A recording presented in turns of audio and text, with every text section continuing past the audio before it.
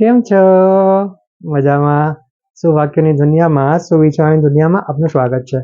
મારા મિત્રો, મારા દોસ્તો, એવું કહેવાય છે કે જો કોઈ વ્યક્તિ સાચે જ બદલવા માંગતો હોય તો તેની ઈચ્છા પોતાની અંદરથી જ થવી જોઈએ.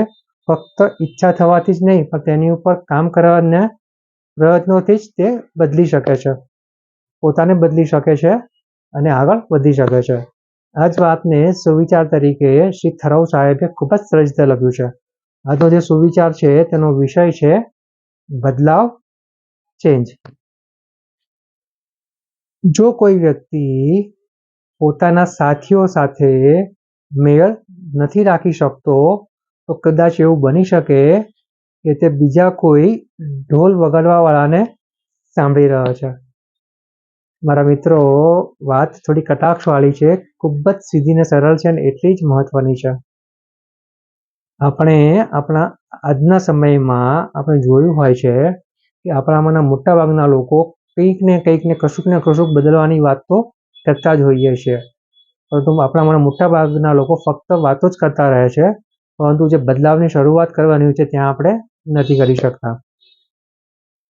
અહીંયા શ્રી થરૌ સાહેબ એવું કહેવા માંગે છે કે જે આપણે કરવાનું ઈચ્છીએ છીએ અને નથી કરી શકતા તેની પાછળનું કારણ એ જ છે કે આપણે બીજું કંઈક સાંભળી રહ્યા છીએ. આપણને જે સહેલું કામ મળે છે આપણે તેને વળગી રહીએ છીએ અને જે કામ ખરેખર ખૂબ અગત્યનું છે પણ અઘરું છે તો તેને આપણે ટાળીએ છીએ. આ ઉપરાંત આપણે એવી બધી ના સાંભળવાની વસ્તુઓને સાંભળીને આપણને જ્યાં અનુકૂળ આવે તે વસ્તુઓ આપણે લઈને તેની ઉપર કામ કરીને અને તેના બહાના બનાવીને આપણે છટકવાનો પ્રયાસ કરતા હોઈએ છીએ. પરંતુ જો આપણે આવું બધું છોડીને સાચે સાચો જો બદલાવ લાવીએ, જે કામ આપણી પાસે છે, જે સારું અને સાચું છે, જે આપણે સારા અને સાચા રસ્તે પૂરું કરવાનું છે, તેના માટે જરૂર પડશે આપણને પોતાને બદલવાની. આપણે પોતાને ત્યાં જ બદલી શકીએ છીએ જ્યારે આપણે ખરેખર આપણે આ મનનું સાંભળીએ, આપણા હૃદયનું સાંભળીએ, તેની ઉપર સાચા રસ્તે કામ કરીએ.